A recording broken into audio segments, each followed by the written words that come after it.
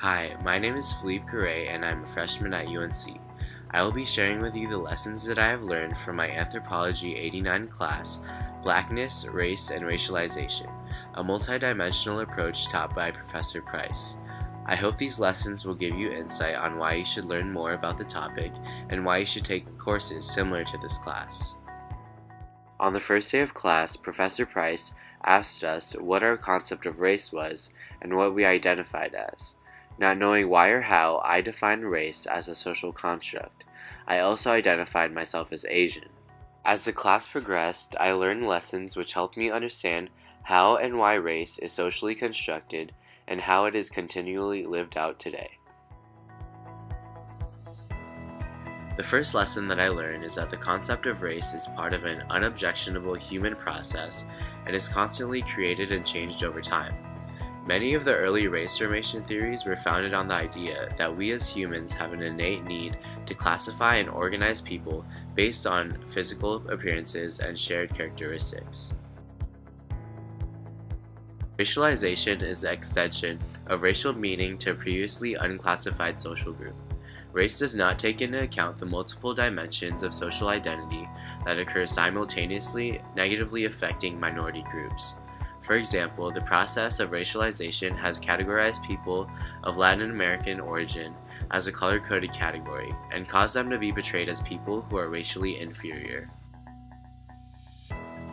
Racism is systematically and structurally enforced in major societal institutions.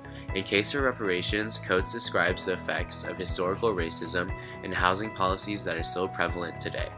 A new but less visible Jim Crow system is also present where people of color are locked into a permanent second-class citizenship because of mass incarceration. These former criminals are subject to legalized discrimination in areas such as employment and housing. The fourth lesson that I learned is that the formation of Black identity is a complex process. Blackness is a cultural phenomenon that acquires meaning through ideas, practices, and the ways in which these intersect with people's sense of shared history and experiences.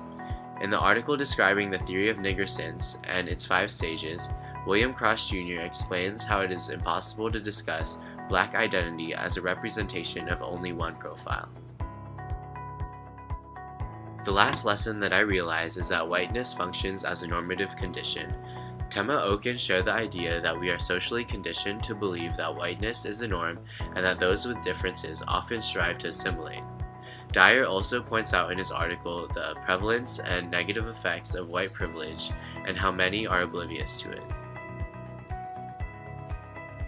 I will first use these lessons to create a dialogue among my peers. These lessons have taught me the importance of sharing personal stories in order to understand people's experiences. I will also strive to advocate for racial justice, encourage others to flee from colorblindness, and identify invisible forms of racial dominance in everyday occurrences. Lastly, I will embrace differences and encourage others not to be discouraged by their racial identity in any way. Race should not ultimately define people. We need to address when microaggressions take place and remove the box that society puts us in order to understand who people truly are as human beings. Overall, I am thankful to have taken this course this semester because now I am more knowledgeable about race, racialization, and Blackness in America.